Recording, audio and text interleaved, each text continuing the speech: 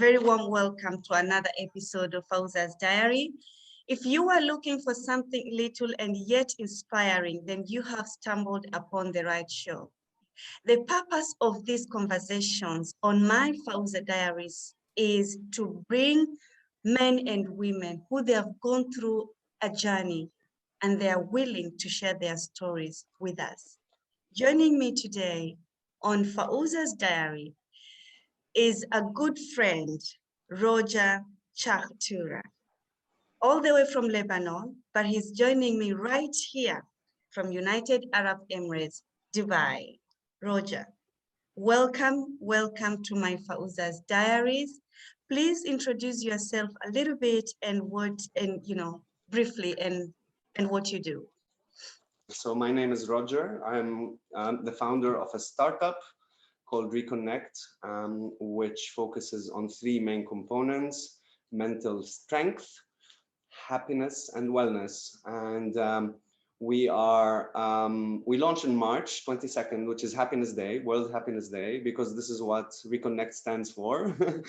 As you can see behind me, Reconnect is a smiley face. Our slogan is "Smile and the whole world will smile with you." So we are an organization. I wouldn't say it's a company, because we are heading towards becoming a humanitarian organization that brings a very interesting model called the 7 Dimensions of Wellness.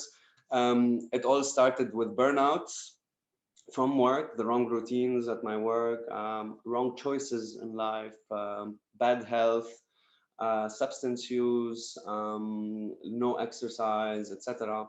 And then that started taking me into a very dark spiral, actually, and I did find myself at some point in a psychiatric hospital. And going through something like this, I mean, the moment you walk out of a psychiatric hospital, you are known to be mentally ill automatically. That's how your family looks at you, that's how your friends look at you, and that's how society looks at you. Unfortunately, gone through a psychiatric hospital or diagnosed or misdiagnosed, in my case misdiagnosed, with a mental illness, your journey becomes very difficult. Nobody wants to employ you because they're scared of what you can do. And then, of course, the reputational aspect. So I was misdiagnosed 3 times with bipolar disorder. And I think it was really one of the darkest places I've been in my life. But thankfully, I would say so much with the support of my own mind and my will to live. And I would say also my daughter, who played the role in me wanting to live for that little creature that I made me find my strength again and understand what went with me and look in depth inside myself. And that journey led me to start Reconnect, to actually not just share my experience, but to help others who are experiencing similar journeys. And here we are. We launched, like I said, just a couple of months ago. It hasn't been an easy ride, because we're also pretty much against the current. I would like to say, like, I'm thankful it's June, although I'm born in May. I mean, May has become Mental Health Month, and you find yourself battling an industry that is trying to put people in boxes. It's incredible how much I see, I mean, from my own experience and from what a lot of people are going through. Of course, there's good practitioners in mental health, but there's also a lot of I would say abuse of roles. There's a lot going on globally, and especially in our region in terms of human rights violations, abuse. The solutions are not always sitting at the psychologist's chair. There are other components of life or dimensions of life that people need to look at. So this got us into the 7 dimensions of wellness. It is something I experience myself, and it's something that appears in all the holy books, and it's know thyself. Right. And I think this is the biggest message. Like, we need to know who we are and what we want to be. And once we start listening to ourselves and knowing ourselves, then it is important that we pursue our path. Mental health or mental challenges have been always part of history, but the psychiatric industry is only 50 years old. Right. until 50 years ago or 60 years ago, Uh-huh. uh, people treated each other with empathy, human Mm. connections, and love. And now this has become an industry that has, like the medical industry, it has Yeah, manuals. And that yeah, manual is looking at symptoms. And the symptoms, if we are 8 billion people on the planet, if you send them all to mental health experts, probably we will all have some kind of mental illness if we're looking at symptoms.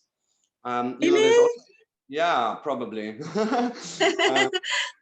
I mean, living in Lebanon where all of this happened, where there's also a lot of, I would say, like it's a fiasco and a disaster when it comes to the mental health system.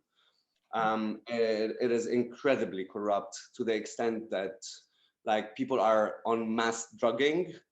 Like people just like off the counter, although they try to regulate it every once in a while, but people have access to drugs all the time, Yeah, psychiatric drugs. And yeah. at 38, I get to a point where I come to Dubai with $100 after like a career of 17 years. You lose everything in the process, and then you come to Dubai with $100 dependent on your family.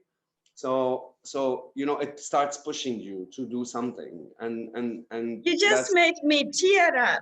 Yeah. and a startup is never easy. And like sometimes I'm willing to leave my apartment and stay with friends if that is going to enable me to continue. I'm so committed to it, and I think this is what, when I was telling you about the, you go into that heightened state you want to do, but then at the first failure you go back to the previous state because everything tells you to stop.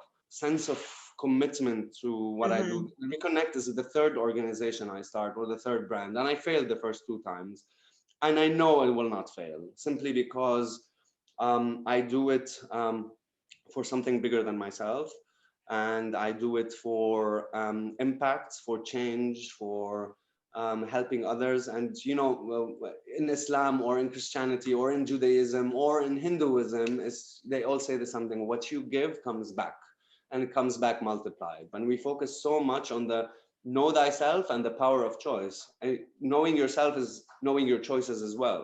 And there are so many different therapies or different methodologies that people Mm-hmm. can find themselves in. So it's not just conventional medicine or conventional. There are practices that have been there for thousands of years, Yeah. whether it's sound, whether it's dance, whether it's movement, whether it's food. There are so many amazing practices that we can learn from the ancients and from the new. You don't know how strong you are until strength is all you have. Like I think people will always find what they're made of and what they're capable of the moment they have nothing to depend on but their own strength.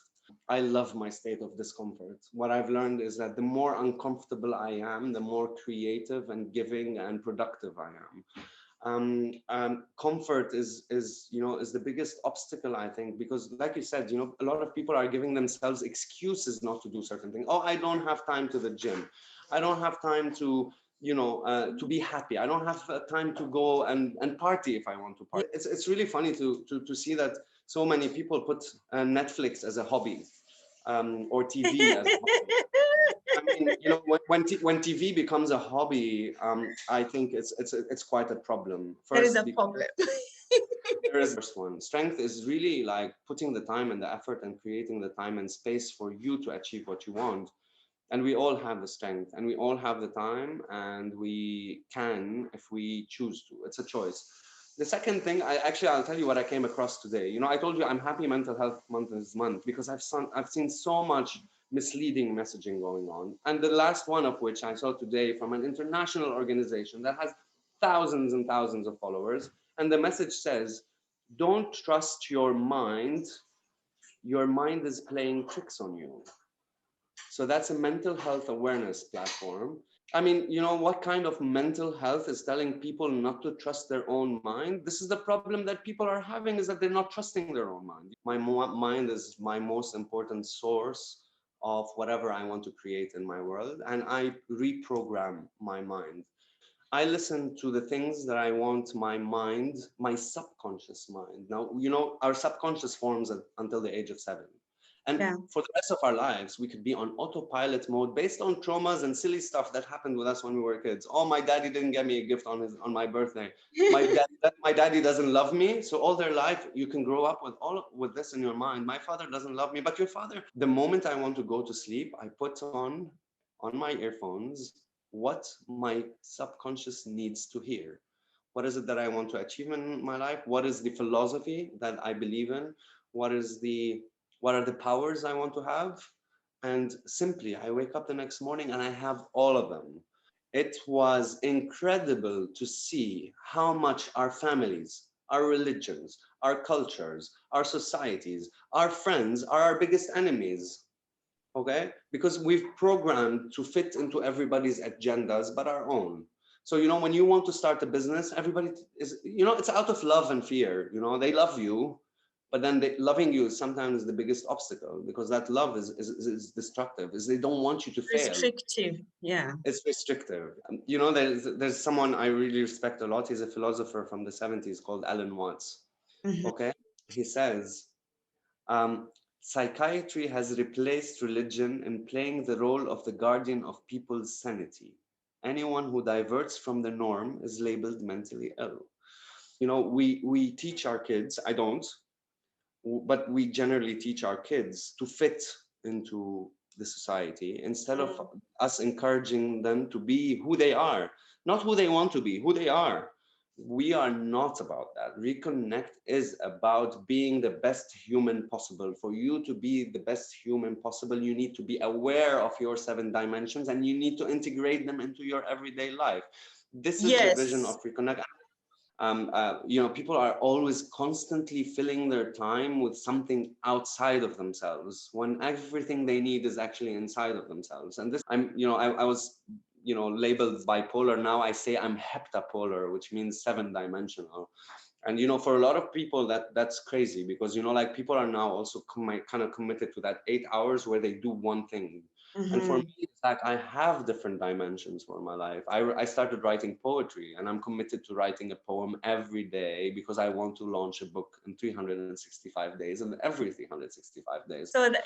Now, Mhm. what we want to do and how people can support us, I would say, we are actually, I told you what I've experienced in Lebanon, and Lebanon is one of many places where abuse and human rights violations in the field of mental health are happening. Lebanon Mhm. also recently had a collapse, and as much as I don't like being there and living there, it's still my country, and I know what is happening. There's been an economic collapse, and people are literally on the streets.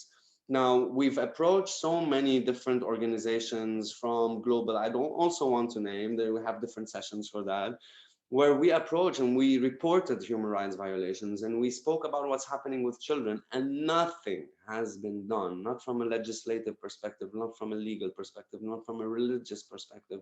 Anyone who we went to did not do anything. So we reached a conclusion that we will create the solutions with our own hands. Absolutely. And Absolutely.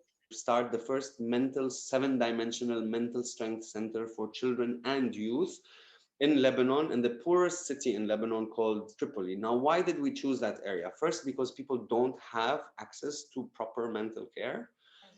Second, because that city is infested with drugs.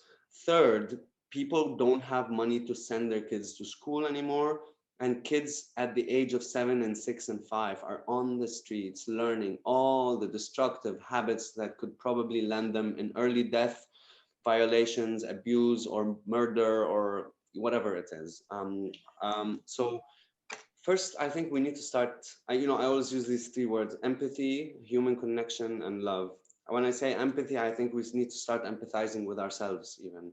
It's like, I think empathy is really looking around the problems we have in the world. And if we really look at the problems, we are at a very bad state. From an environmental perspective, if you've watched Life on Our Planet, we're pretty much in extinction phase. When you expression to people you trust and you love is the best form of healing. Love is not red, love is green. It comes our heart. From a chakras perspective, it's green. That energy and that frequency is green. And I think red is a bit of an orchid. It's a bit of a commercialized color for love. but love is giving others what they want and not what we think they want.